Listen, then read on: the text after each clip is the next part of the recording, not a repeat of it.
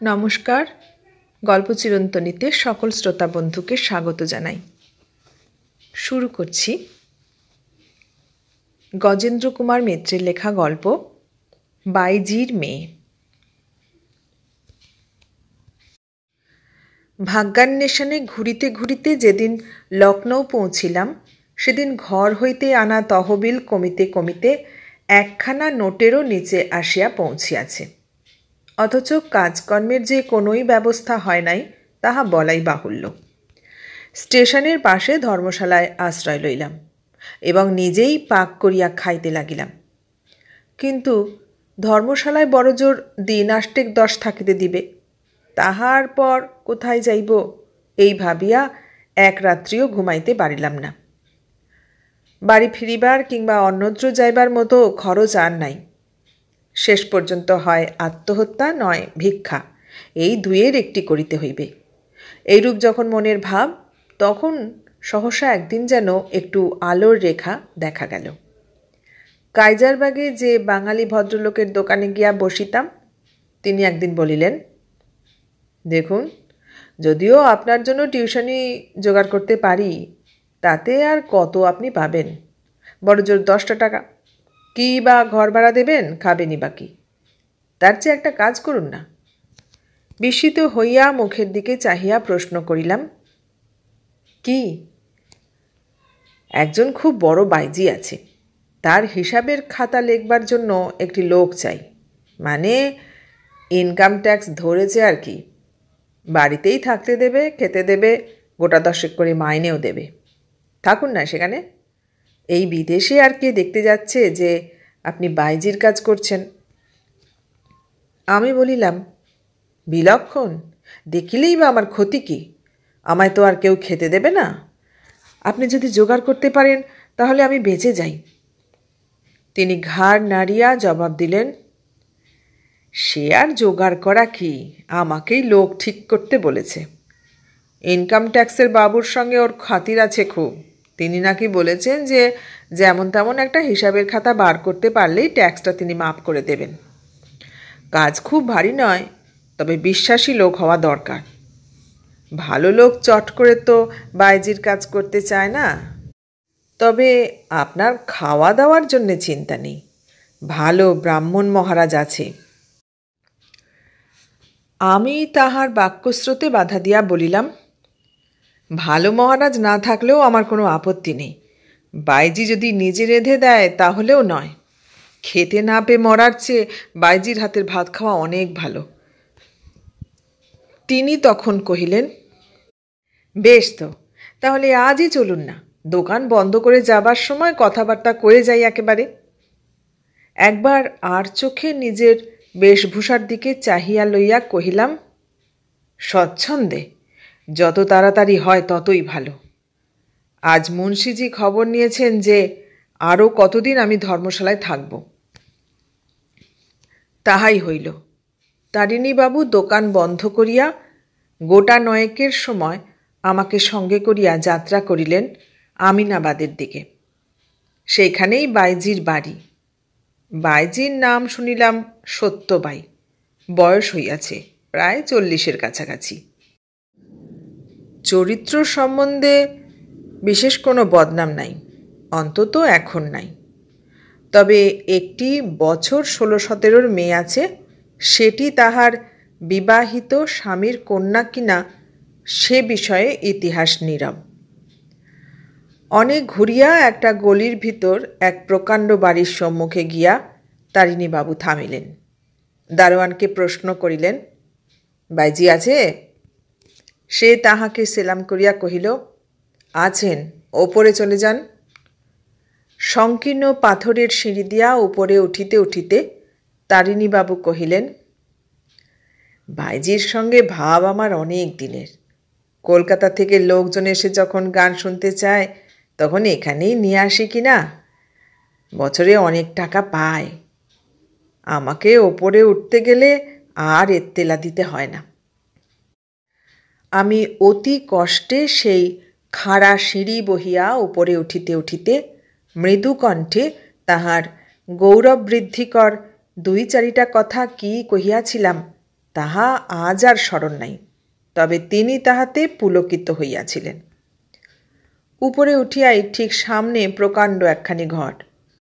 ঘরের মহার্ঘ শয্যা ও অসংখ্য ঝাড়ের আলোগুলি যেন সগৌরবে অধিকারিণীর ঐশ্বর্য ঘোষণা করিতেছে।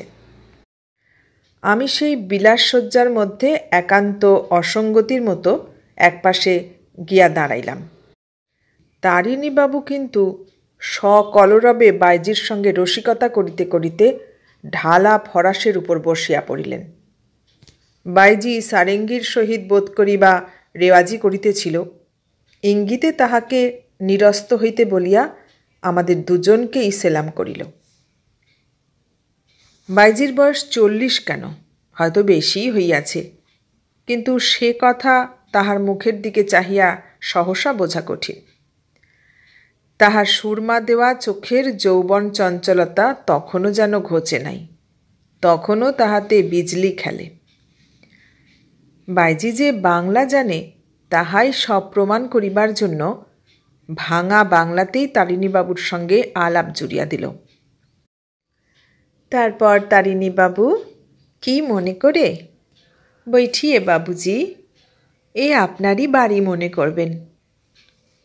তারিণীবাবু তখন সংক্ষেপে আমার পরিচয় দিয়া কহিলেন,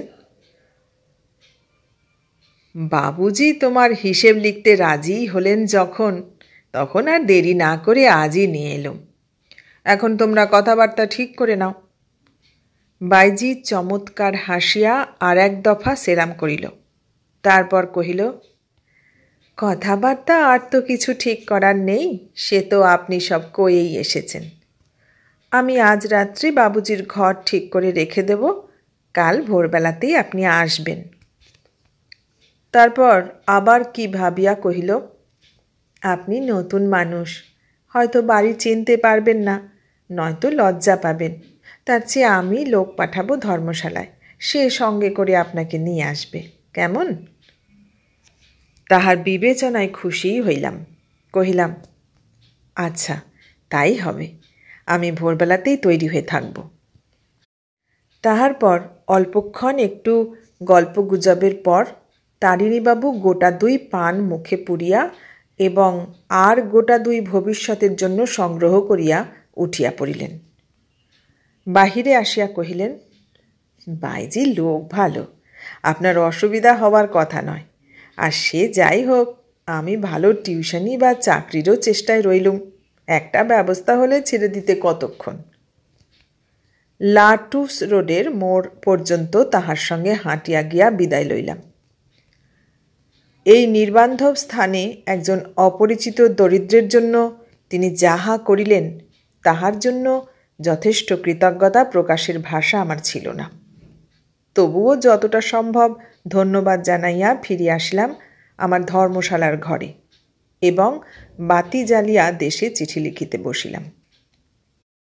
জিনিসপত্র তো ভারী, হালকা একটা বিছানা আর ছোট একটা ব্যাগ গুছাইয়া লইতে কিছুমাত্র দেরি হয় না, কিন্তু বাইজির লোকও আসিয়া উপস্থিত হইল প্রত্যুষে। কোনো মতে স্নান সারিয়া ভিজা কাপড় হাতে করিয়াই তাহার সঙ্গে বাহির হইয়া পড়িলাম। বাইজি তাহার টাঙ্গা পর্যন্ত পাঠাইয়া দিয়াছিল, সুতরাং নির্বিঘ্নে আমিনাবাদ পৌঁছিতে বিলম্ব হইল না। সিঁড়ির মুখেই বাইজি অপেক্ষা করিতেছিল।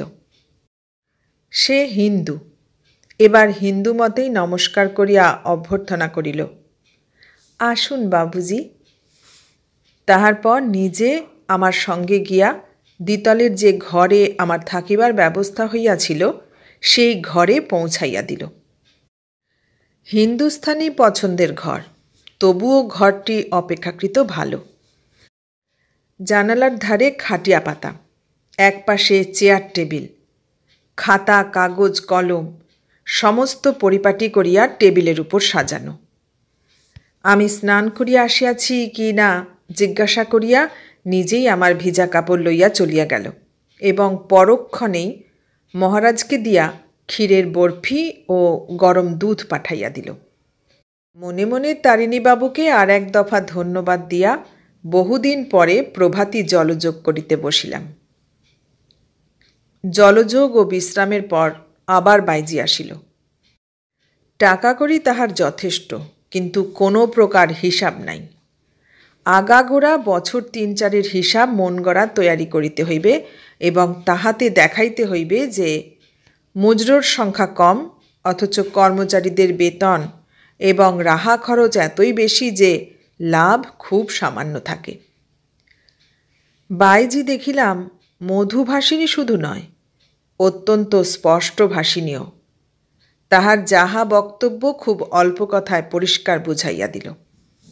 আমিও কাজ বুঝিয়া লইয়া তখনই খাতাপত্র লইয়া বসিয়া গেলাম। হিসাব লিখিবার মতো পুরাতন খাতাও সংগ্রহ করা আছে, শুধু আরম্ভ করিলেই হয়। একটা বাজে কাগজে সবেমাত্র একটা খসড়ার পত্তন করিয়াছি, এমন সময় সহসা পিছনে অলঙ্কার সিঞ্জিনী শুনিয়া ফিরিয়া দেখিলাম দ্বার প্রান্তে অপরূপ রূপসী একটি কিশোরী দাঁড়াইয়া আছে। দুই ধারের কপাটে হাত দিয়া সে যেন ফ্রেমে বাঁধা ছবির মতো দাঁড়াইয়াছিল। অকস্মাৎ আমার সহিত চোখাচোখি হইতেই সে হাসিয়া লুটাইয়া পড়িল, যেন অদ্ভুত হাস্যকর কিছু দেখিয়াছে। এইভাবে হাসিতে হাসিতেই সে আবার ছুটিয়া বাহির হইয়া গেল। মুহূর্ত কয়েক বোধহয় সে স্থির হইয়া দাঁড়াইয়াছিল, কিন্তু তাহারই মধ্যে যে রূপের ছবি আমার চোখে পড়িয়াছিল তাহার রেশ রহিল অনেকক্ষণ ধরিয়া। তাহার কুন্তলের সুরভি ও আতরের গন্ধ ঘুরিয়া ফিরিয়া আমার নাকে আসিয়া বারবার সেই অপরূপ দৃশ্যের কথা স্মরণ করাইয়া দিতে লাগিল। কিছুক্ষণ যেন আর কাজে মন বসিল না। আমার স্থূল দেহের জন্য চিরকালই ঘরে ও বাহিরে যথেষ্ট উপহাস সহিতে হইয়াছে। সুতরাং এই কিশোরীর হাসি আমার কাছে আশ্চর্যও মনে হইল না, আঘাতও করিল না। বন্ধুবান্ধব, আত্মীয় স্বজন, এমনকি বাপ মা পর্যন্ত আমার মেদবহুল দেহের কথা জীবনের প্রতি মুহূর্তে স্মরণ করাইয়া দিয়াছেন, হাসিয়াছেন। বন্ধুবান্ধবরা কেহ কেহ স্কুল ছাড়িবার পরই, কেহ বা গোঁফ উঠিবার সঙ্গে সঙ্গেই রোমান্স করিতে শুরু করিয়াছে, কিন্তু তাহারা বরাবর এমনভাবেই কথা কহিয়াছে যেন কোনো কিছু রোমান্স করা আমার পক্ষে একেবারেই অসম্ভব, এবং সে ওই মেয়েদের জন্য। আমিও তাহাদের কথা বারবার শুনিতে শুনিতে একরকম মানিয়াই রইয়াছি যে কোনো দিনই কোনো তরুণীর মানস কুসুম আমাকে দেখিয়া বিকশিত হইতে পারে না। ক্রমশ সেটা আন্তরিক বিশ্বাসেই দাঁড়াইয়া গিয়াছে, সুতরাং উহাকে হাসিতে দেখিয়া বিচলিত হইব কেন? দ্বিপ্রহরে ভোজনের সময় স্বয়ং গৃহস্বামিনী আমাকে ডাকিতে আসিলেন এবং নিজে বসিয়া থাকিয়া তদারক করিতে লাগিলেন। সরু চালের ভাত, ডাল, কুমড়ার তরকারি, চাটনি, দধি ও মিষ্টান্ন, ভোজ্যের তালিকা এই। কিন্তু বাইজির আগ্রহ ও অনুরোধে যেন আহারের সময় বারবার চোখে জল আসিয়া পড়িতে লাগিল। ভাবিতে লাগিলাম যে বাংলাও নাই, বিহারও নাই, মায়ের জাতি রহিয়াছেন সারা ভারত জুড়িয়া। আহার প্রায় শেষ হইয়া আসিয়াছে। সহসা বাইজি কহিল, আমার মেয়েকে দেখনি বোধ হয় বাবুজি। জানকি, এ জানকি। দমকা হাওয়ার মতো সেই পূর্ব পরিচিতা কিশোরীটি ঘরে ঢুকিয়া সহসা স্থির হইয়া দাঁড়াইয়া গেল। তাহার পরই শুরু হইল তাহার সেই অকারণ উচ্ছ্বসিত হাসি। বাইজি সস্নেহ তিরস্কার করিয়া কহিল, অত হাসছিস কেন শুধু শুধু? তাহার পর আমাকে কহিল, মেয়েটা আমার একেবারেই পাগল বাবু, কিচ্ছু বুদ্ধি নেই। জানকী হাসি থামাইয়া প্রশ্ন করিল, বাবুজি, তোমার ওজন কত? ঠিক বাঁশির মতো কণ্ঠস্বর। মুহূর্ত মধ্যে যেন মনে হইল সারা দেহে একটা আনন্দের হিল্লোল দুলিয়া গেল। কিন্তু মুখ যথাসম্ভব গম্ভীর করিয়াই জবাব দিলাম, 2 মণ 10। বিস্ময়ে তাহার চোখ দুটি আরও ডাগর হইয়া উঠিল। পরক্ষণেই অবিশ্বাসের ভঙ্গিতে কহিল, তুমি আমার সঙ্গে ঠাট্টা করছো বাবুজি? আমি কহিলাম, ওজন করে দেখো। আবার সে কুলকুল করিয়া হাসিতে শুরু করিল। তাহার মা এবার সত্য সত্যই তিরস্কার করিয়া কহিলেন, কি অসভ্য হচ্ছিস দিন দিন জানকি। বাবুজি কি মনে করবেন বলতো? ভদ্রলোকের মতো কথা কইতে জানিস নে? আমি বরং ব্যস্ত হইয়া প্রতিবাদ করিলাম, জানকী কিছুমাত্র অভদ্রতা করে নাই তাহাই প্রমাণ করিবার চেষ্টা করিতে লাগিলাম। কিন্তু দেখিলাম জানকী না তাহার মায়ের তিরস্কারে না আমার আশ্বাসে কিছুতেই কর্ণপাত করিল না, হাসিতে হাসিতে চলিয়া গেল। এইবার শুরু হইল তাহার উপদ্রব। কারণে অকারণে যখন তখন আমার ঘরে উঁকি মারিয়া হাসিয়া অদ্ভুত প্রশ্ন করিয়া আমাকে অস্থির করিয়া তুলিল। তাহার মা জানিতে পারিলে তিরস্কার করিত, কিন্তু সে সবই ভস্মে ঘি ঢালা। ঝর্নার জলের মতোই তাহার স্বভাব, লঘু ও চঞ্চল এবং প্রায় সেই রকমই উদ্দাম, বাধা স্বীকার করে না। বয়স তখন তাহার বোধ করি 17 হইবে, 18 হওয়াও বিচিত্র নয়, কিন্তু সে বয়স তখনও তাহার মনে যৌবন আনিতে পারে নাই। শিশুর মতো সরল মুখের দিকে চাহিয়া তাহার বয়সটাকে আর সম্ভব বলিয়া স্বীকার করা যায় না। হাসি বোধ করি তাহার অকারণেই পাইত। কখনো আমার দৈহিক স্থূলতা, কখনো আমার মাতৃভাষা, কখনো বা আমার চলিবার ধরন তাহার উপহাসের উপলক্ষ্য হইত। একটা কিছু ছুতা করিয়া তাহার হাসিয়া লুটাইয়া পড়া চাই। একদিন বলিত, বাবুজি গান গাও, হিন্দি নয়, একটা বাংলা গান গাও। আমি সবিনয়ে বোঝাইবার চেষ্টা করিতাম যে সঙ্গীতবিদ্যা আমার আজও আয়ত্ত হয় নাই। সে তাহাতেও হাসি চাপিতে পারিত না। তাহার সেই চঞ্চল আয়ত চোখের হাসি ক্রমশ কি এক দুর্নিবার মোহজাল যেন আমার চারিদিকে সৃষ্টি করিয়া তুলিল। কিছুক্ষণ না দেখিলে মন খারাপ হইত, কাজে মন বসিত না। কিন্তু সে শিশুর প্রতি স্নেহ মাত্র, তাহা কলঙ্কিত মনের বাসনালোলুপ স্নেহ নয়। একদিন সহসা সে কোথা হইতে একখানা ফার্স্ট বুক আনিয়া আমার খাটিয়ায় বসিয়া পড়িয়া কহিল, বাবুজি আমি তোমার কাছে পড়ব, আমায় ইংরেজি শেখাতে হবে। প্রথমটা আমি বিপন্ন বোধ করিলাম। ভয় হইল যে হয়তো গৃহস্বামিনী মন্দ কিছু ভাবিতে পারেন, কিন্তু উপায় কি? ভয়ে ভয়েই পড়াইতে হইল।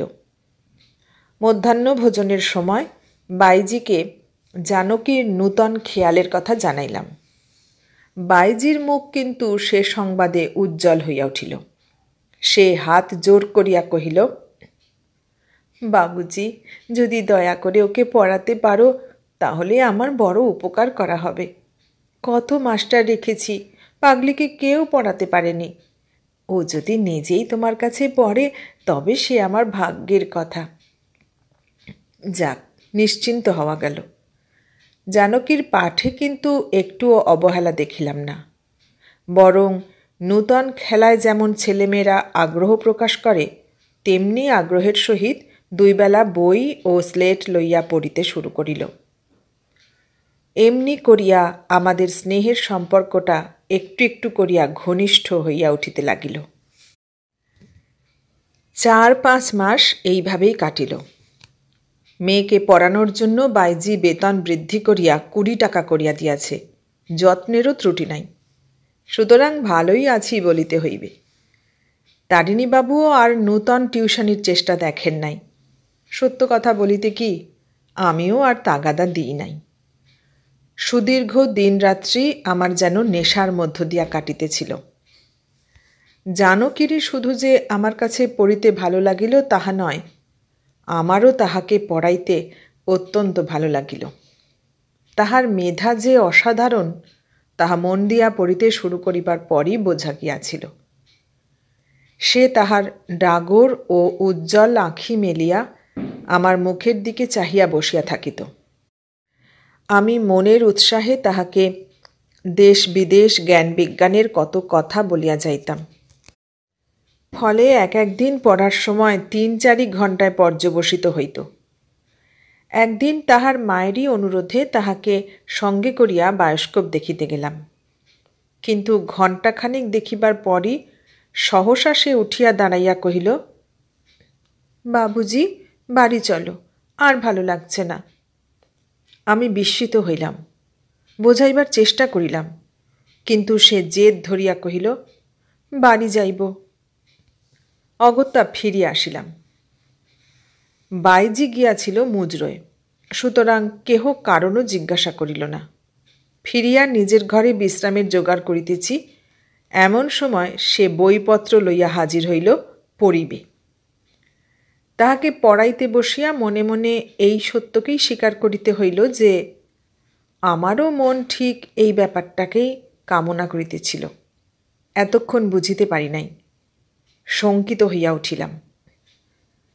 তবুও সুখেই ছিলাম, কিন্তু সে সুখ অদৃষ্টে সইল না। কেমন করিয়া তাহাই বলি। একদিন অপরাহ্নে জানকী আসিয়া বলিল, বাবুজি, চলো বেড়াতে যাই। আমি কি জানি কেন খুশি হইয়া উঠিলাম। দ্বিরুক্তি না করিয়া কহিলাম, মাকে জিজ্ঞাসা করেছ? ঘাড় নাড়িয়া বেনি দোলাইয়া সে কহিল, করেছি। যাবে তো ওঠো শিগগির। জামাটা গায়ে দিয়া বাহির হইয়া পড়িলাম। জানকী ইতিমধ্যেই দারোয়ানকে দিয়া একটা টাঙা আনাইয়াছিল, তাহাতে চড়িয়া আমরা যাত্রা করিলাম গোমতীর সেই বিখ্যাত ও প্রাচীন লৌহ সেতুর দিকে। পথে সে একটি কথাও কহিল না, শুধু কেমন যেন একটু উদাসভাবে রাস্তার দিকে চাহিয়া বসিয়া রহিল। টাঙা যখন পুলের ওপর দিয়া ওপারে যাইবার সংকল্প করিতেছে, তখন সে সহসা টাঙা থামাইতে বলিল। তারপর একেবারে নামিয়া পড়িয়া কহিল, ওকে বিদায় করে দাও, আমরা নদীর ধারে হাঁটব। সেটা শ্রাবণের শেষ, গরম তখন বেজায়। সুতরাং আমি আর বেশি কথা না কহিয়া তাহার প্রস্তাবে রাজি হইয়া গেলাম। টাঙাওয়ালাকে ভাড়া চুকাইয়া দিয়া পুলের পাশ দিয়া নামিয়া পড়িলাম নদীর চড়ায়। সূর্যদেব তখন পাটে বসিয়াছেন, কিন্তু অন্ধকারের তখনও অনেক দেরি। নিশ্চিন্তে ও নির্ভয়ে আমরা সেই ক্ষীণস্রোতার বালুচরের উপর দিয়া হাঁটিতে লাগিলাম জানকীর ইচ্ছানুযায়ী ছত্রমঞ্জিলের দিকে। কোথাও তখন পল্লীবাসিনীরা মাথায় করিয়া খালি কলস বহিয়া জল লইতে আসিতেছে, কোথাও বা রজকিনীরা ঘরে যাইবার উদ্দেশ্যে শুষ্ক কাপড় সংগ্রহে মন দিয়াছে। কিন্তু যতই আমরা ছত্রমঞ্জিলের কাছাকাছি যাইতে লাগিলাম, নদীতট ততই জনবিরল হইয়া উঠিতে লাগিল এবং কাঁটাবনের সংখ্যাও ততই বাড়িতে লাগিল। আমরা সন্তর্পণে কাঁটাবন বাঁচাইয়া তবুও চলিতে লাগিলাম। জানকীর অন্যমনস্ক মুখের দিকে চাহিয়া আমার যেন মনে হইল তাহার সেদিন থামিবার ইচ্ছা মোটেই নাই, কেবলই চলিতে যায়। বহুক্ষণ আমরা কেহই কথা বলি নাই, কিন্তু ছত্রমঞ্জিলের পিছনে পৌঁছিয়া আমি ফিরিয়া দাঁড়াইলাম। কহিলাম, এবার ফেরা যাক জানকী, সন্ধে হল। সে সহসা আমার হাতটা ধরিয়া অত্যন্ত মৃদুস্বরে কহিল, একটু দাঁড়াও বাবুজি। আমি বিস্মিত হইয়া তাহার মুখের দিকে চাহিলাম। দিনের আলো তখন একেবারেই ম্লান হইয়া আসিয়াছে, তবুও সেই অস্পষ্ট আলোতেই নজরে পড়িল তাহার মুখে সুগভীর ক্লান্তির চিহ্ন। মনে হইল এ তো সে জানকী নয়, এ যেন আর কেহ। শঙ্কাকুল কণ্ঠে প্রশ্ন করিলাম, তুমি কি থকে গেছ জানকী?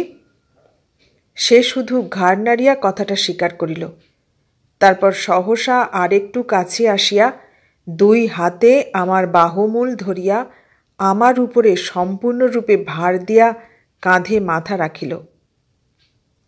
তন্নী কিশোরীর লঘু দেহভার, কিন্তু নিমেষের জন্য যেন আমার দেহ দুর্বল হইয়া আসিল। পরক্ষণেই প্রাণপণে আত্মসংবরণ করিয়া লইলাম। কিন্তু প্রথম স্পর্শেই যে বিদ্যুৎ আমার দেহে খেলিয়াছিল, তাহার আঘাত যেন অন্তরে অনেকক্ষণ ধরিয়া বাজিতে লাগিল। ক্রমে তাহার রেশ একটা মৃদু পুলকানুভূতিতে ধীরে ধীরে মিলাইয়া গেল। মিনিটের পর মিনিট কাটিল, আধ ঘণ্টা, 1 ঘণ্টা। দুজনে ঠিক তেমনি স্থিরভাবে দাঁড়াইয়া রহিলাম। তাহার ললাটের সেদে আমার কাঁধের জামা ভিজিয়া উঠিল। কুন্তলের সুরভি বাতাসে ঘুরিয়া ফিরিয়া মৃদু আনন্দের মতো নাকে আসিতে লাগিল। শুধু এইটুকু। আমার হৃদস্পন্দনের সঙ্গে তাহার হৃদস্পন্দন মিলিয়া গিয়াছিল। সেই মিলিত হৃদয়স্পন্দনের অনুভূতি আর কাহাকেও বর্ণনা করিয়া বোঝানো যাইবে না। সেইটুকুই আমার চিরজীবনের সম্বল হইয়া আছে। কেহ কাহারও সহিত কথা কহি নাই, কিন্তু দুজনেরই মনের কথা সেই অন্ধকারে গোমতীর জলের উপর বোধহয় ফুটিয়া উঠিয়াছিল। আমি যে তাহাকে ভালোবাসি, তাহাকে কামনা করি, এ কথা এতদিন পরে আজ যেন প্রথম বুঝিতে পারিলাম। আর জানো কি, সেও যে আমায় ভালোবাসিয়াছে, এ সত্য এই প্রথম চোখে পড়িল। কিন্তু সেদিনের সেই 1 ঘণ্টার সময়ের মধ্যে সর্বাপেক্ষা উল্লেখযোগ্য যাহা ঘটিল, তাহা হইতেছে জানকীর পরিবর্তন। আজ সেও তাহার মনের ছবি প্রথম দেখিল, প্রথম তাহার অন্তরের সহিত তাহার পরিচয় ঘটিল। ছিল শিশু, সেই অল্প সময়ের মধ্যে রূপান্তরিত হইল যুবতীতে। ঘণ্টাখানেক পরে সে অত্যন্ত মৃদু একটি দীর্ঘশ্বাস ফেলিয়া কহিল, চলো এইবার বাড়ি যাই। কিন্তু আশ্চর্য এই যে, কামনার যে দুঃখ, তাহা আমরা দুজনে কেহই অনুভব করি নাই। যেন পরিপূর্ণ আনন্দে দুজনেরই মন ভরিয়া উঠিয়াছিল। গতি সেই মতোই লঘু হইয়া উঠিল। আমরা খোলাখুলি নিজেদের কথা পরস্পরের কাছে স্বীকার করিতে পারিয়াই যেন বাঁচিয়া গিয়াছি। আর কোথাও কোনো অসম্পূর্ণতা, দুঃখ নাই। যখন বাড়ি পৌঁছিলাম, তখন বাইজি উদ্বিগ্ন হইয়া উঠিয়াছে। আমরা আসিয়াছি এই খবর পৌঁছিতেই তাড়াতাড়ি বাহির হইয়া সিঁড়ির মুখে আসিয়া দাঁড়াইল।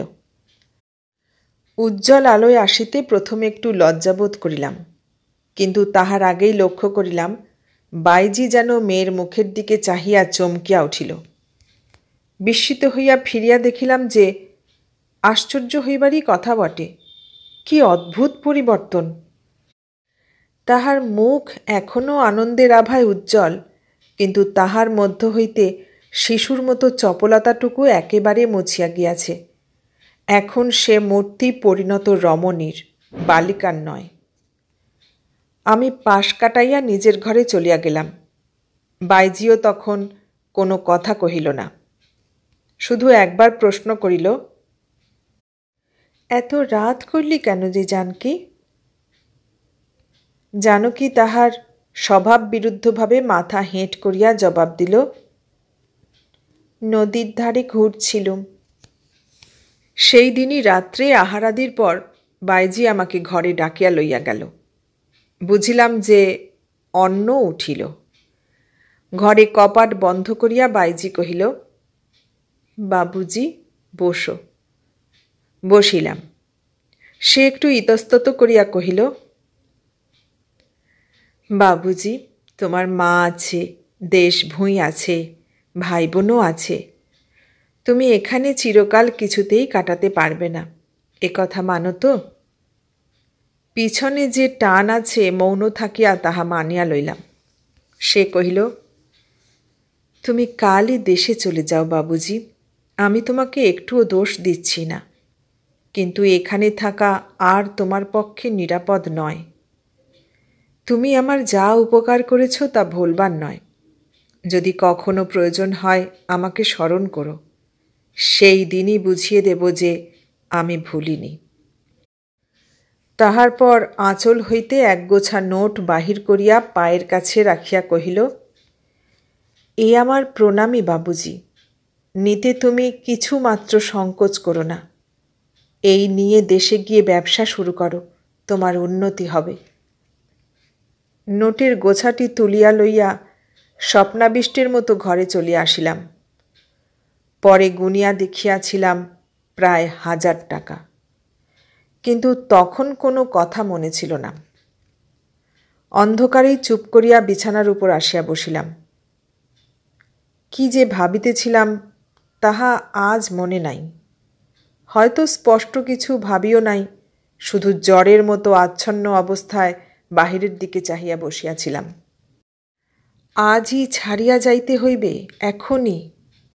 শুধু এই কথাটাই বারবার বুকের মধ্যে কে বলিতেছিল। অনেকক্ষণ পরে একটা শাড়ির খসখসানিতে চমক ভাঙিল, কিন্তু তেমনি স্থির হইয়া বসিয়া রহিলাম। কে আসিল তাহা প্রাণের মধ্যেই অনুভব করিলাম। ফিরিয়া দেখিবার প্রয়োজনও ছিল না। সে নিঃশব্দ পদসঞ্চারে একেবারে আমার হাঁটুর উপর আসিয়া বসিয়া গলা জড়াইয়া কাঁধে মাথা রাখিল। বুঝিলাম সে কাঁদিতেছে, কিন্তু কোনো সান্ত্বনার কথাই বলিতে পারিলাম না। শুধু একটা হাত দিয়া তাহাকে বেষ্টন করিয়া রহিলাম। খানিকটা পরে সেই মাথা তুলিল, কহিল, ভালোই হলো বাবুজি, তোমাকে ধরে রাখতে পারতুম না। একদিন তুমি মায়া কাটিয়ে পালাতেই। তার চেয়ে এই ভালো হলো। আমি হিন্দুস্থানি বাইজির মেয়ে, তুমি বাঙালি ব্রাহ্মণ। তোমায় আমায় কত তফাৎ। তুমি আজই শেষ রাত্রে চলে যেও, কাল হয়তো আর ছেড়ে দিতে পারবো না। তাহার পর গলা হইতে মণিমুক্তা খচিত সোনার হার খুলিয়া আমার গলায় পরাইয়া দিয়া কহিল, আমার বড় মাল্য তোমায় পরিয়ে দিলুম। এই হার কখনো কাছছাড়া করো না।